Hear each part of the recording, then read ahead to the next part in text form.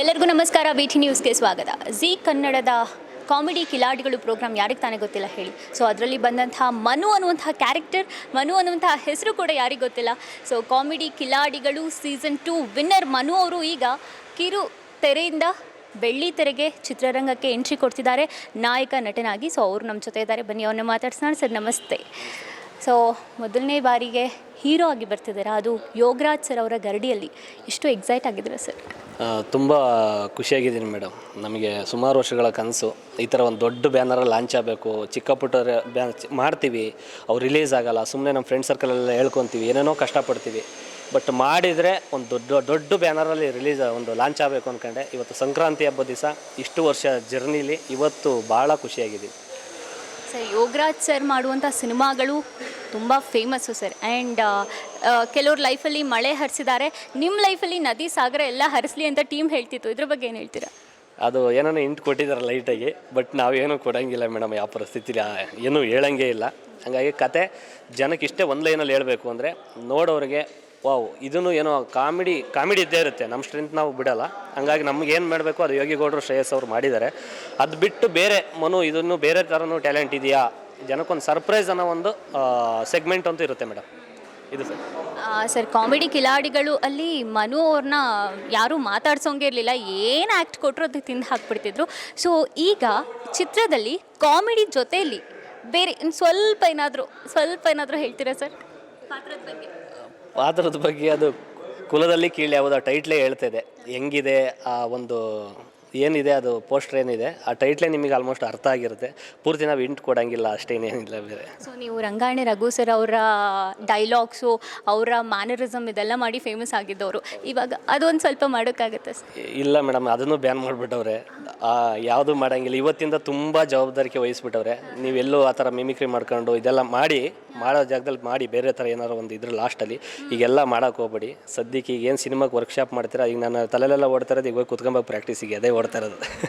So ಈಗ sir hair style, ನಿಮ್ಮ body ಎಲ್ಲನೂ ಸಿನಿಮಾಗೋಸ್ಕರ ಚೇಂಜ್ ಮಾಡ್ಕೊಂಡಿದ್ದೀರಾ ಆ್ಯಂಡ್ ತುಂಬ ಕಷ್ಟಪಟ್ಟಿದ್ದೀರಾ ಅಂತ ಕೂಡ ಹೇಳ್ತಿದ್ರು. ಎಷ್ಟು ಎಫರ್ಟ್ಸ್ ಹಾಕಿದ್ದಾರೆ ಸರ್ ಸಿನಿಮಾಗೋಸ್ಕರ? ಮೇಡಮ್ ಒಂದು 7-7.5 ತಿಂಗಳು ಆಯಿತು ಆಲ್ಮೋಸ್ಟು. ಅದ್ರ ಮುಂಚೆ 1.5 ತಿಂಗಳು ಬರೀ ವಾರ್ಮಪ್ಪೇ ಮಾಡಿದ್ದೀನಿ. ಒಂದು 7 ತಿಂಗಳಿಂದ ಕರೆಕ್ಟ್ ಜಿಮ್ ಅಂತ ಮಾಡಿರೋದು. ಇನ್ನೇನು ಡಯೆಟೆಲ್ಲ ನಿಮಗೆ ಗೊತ್ತೇ ಇದೆ. ರೈಸ್ ತಿನ್ನಲೇಬೇಕು ಮಧ್ಯಾಹ್ನ ಟೈಮ್ ಸ್ವಲ್ಪ.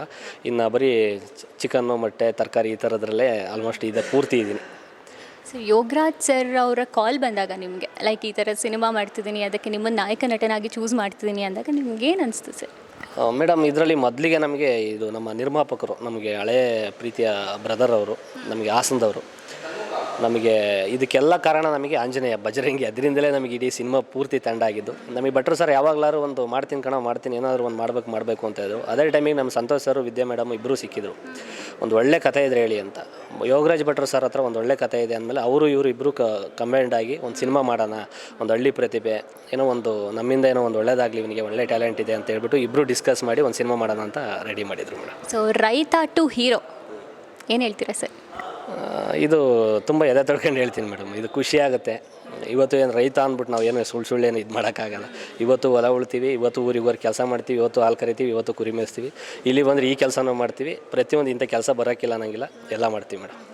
ಸರ್ ಜಗ್ಗಣ್ಣ ಕೂಡ ಸಿನಿಮಾಗೆ ಆಶೀರ್ವಾದ ಮಾಡಿದ್ದಾರೆ, ಪೋಸ್ಟರ್ ಲಾಂಚ್ ಮಾಡಿದ್ದಾರೆ, ಏನು ಹೇಳ್ತೀರಾ ಸರ್? ಅವರು ಇವತ್ತು 9 ಗಂಟೆ ಬರೋಕ್ಕೆ ಹೇಳಿದರು.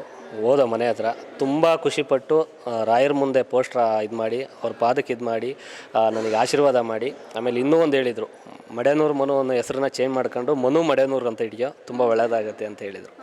ಹಾಗಾದರೆ ಇವತ್ತಿಂದ ಮನು ಮಡೆನೂರು, ಹೌದಾ ಸರ್? ಅಂದರೆ ಜಗ್ಗಣ್ಣ ಏನಾದರೂ ಹೇಳಿದ್ದಾರೆ ಅಂದರೆ ಅದಕ್ಕೊಂದು ರೀಸನ್ ಇರುತ್ತೆ ಅಲ್ವಾ ಸರ್? ಏನೇ ಸುಮಾರು 2 ಅವರ್ ಟೈಮ್ ಸ್ಪೆಂಡ್ ಮಾಡಿದ್ವು. ಸುಮಾರು ಬುದ್ಧಿ ಹೇಳಿದರು. ತುಂಬ ತಾಳ್ಮೆಯಿಂದ ಚೆನ್ನಾಗಿ ಮಾಡು, ಸಿಕ್ಕಿರೋ ಅವಕಾಶ, ಇದರಲ್ಲಿ ಗೆದ್ದರೆ ಇತಿಹಾಸನೇ ಬರಿಬೋದು, ಒಂಚೂರು ಮಿಸ್ಟೇಕ್ ಆದರೆ ಜೀವನ ಪೂರ್ತಿ ಇದಾಗ್ಬಿಡುತ್ತೆ. ಹಂಗಾಗಿ ತುಂಬ ಹುಷಾರಾಗಿ ತಾಳ್ಮೆಯಿಂದ ಮಾತಾಡು, ನಾಲ್ಗೆಯನ್ನು ತುಂಬ ಹುಷಾರಾಗಿ ಮಾತಾಡಿ, ಯಾರ ಹತ್ರ ಮಾತಾಡೋದಾದ್ರು ಅಂತ ತುಂಬ ಅದಕ್ಕೆ ಹೇಳಿದ್ದು. ಇವತ್ತು ಮುಂಚೆ ಹೆಂಗಾಗಿದ್ರೆ ಇಷ್ಟು ಮಾತಾಡ್ತಿರಲಿಲ್ಲ, ಬೇರೆ ಮಿಮಿಕ್ರಿ ಎಲ್ಲ ಸ್ಟಾರ್ಟ್ ಮಾಡಿಬಿಡ್ತಿದ್ದೆ. ಇವತ್ತಿಂದ ತುಂಬ ಜವಾಬ್ದಾರಿಕೆ ಇರೋದ್ರಿಂದ ಏನು ಮಾತಾಡೋಕ್ಕೂ ಭಯ ಆಗ್ತಿದೆ. ಸೊ ಜಿ ಕನ್ನಡ ಕುಟುಂಬನೇ ನಿಮ್ಮ ಹಿಂದೆ ನಿಂತಿದೆ. ಇವಾಗ ನೋಡಿದ್ರೆ ನಾನು ಬಂದು ನೋಡಿದ ತಕ್ಷಣ ನನಗೆ ಜಿ ಕನ್ನಡದ ಎಲ್ಲ ಮುಖಗಳು ಕಾಣಿಸ್ತು ಆ್ಯಂಡ್ ನೀವು ಕೂಡ ನಾಯಕ ನಟರಾಗಿ ಕಾಣಿಸ್ಕೊಂಡ್ರಿ. ಸೊ ಶೂಟಿಂಗ್ ಸ್ಕೆಡ್ಯೂಲ್ ಮತ್ತು ಲೊಕೇಶನ್ ಏನಾದರೂ ಗೊತ್ತಾಗಿದೆಯಾ ಸರ್? ಬೆಂಗಳೂರು, ಹಾಸನ, ಮಂಡ್ಯ, ಸಕಲೇಶ್ಪುರ, ಕುಂದಾಪುರ ಈ ಥರ ಇದೆ. ಎಷ್ಟು ದಿನ ಶೂಟಿಂಗ್? ಮೇಡಮ್ ಗೊತ್ತಿಲ್ಲ, ಮೇ ಬಿ 55 ಡೇಸ್ ಅಂತ ಇದು ಮಾಡಿದರು.